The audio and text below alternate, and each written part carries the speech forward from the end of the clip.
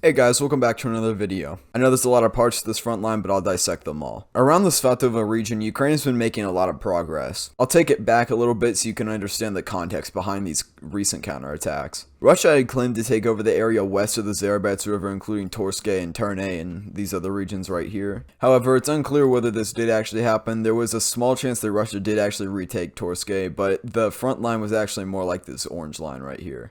So to make it less confusing, let's get rid of this red line. And up north, Ukrainian counterattacks retook Novovodyane, Karmazinivka, and Kovalivka. And then from there, it was reported that Ukraine retook Ploshanka, and pretty much this whole gray region right here. So that brings us up to the black front line, which is already a major improvement. The Ploshanka counterattack happened today. There have been heavy fights outside of Krasnoyarkinsk and Chervonopapivka. If Ukraine can retake this city, it will allow them to hit Zhitlivka from two sides, which would allow them to have Kreminna surrounded on many fronts. Now up north, as I was making this video, it was reported that Ukraine took over Papivka right here. Considering that it's just flat plains in between these two regions, it's safe to assume that Ukraine has taken everything up to the Svatove line. Now the Google roadmap doesn't show the full story here. We're gonna have to turn on the terrain version, and from here you can see there's a big ridge right in front of Svatove. Let me do this on Google Earth so it's a bit easier to see. So if we anchor the camera, you can see that the terrain is elevated and would be inconvenient to do an assault from. I think having control of the PO7 highway, and I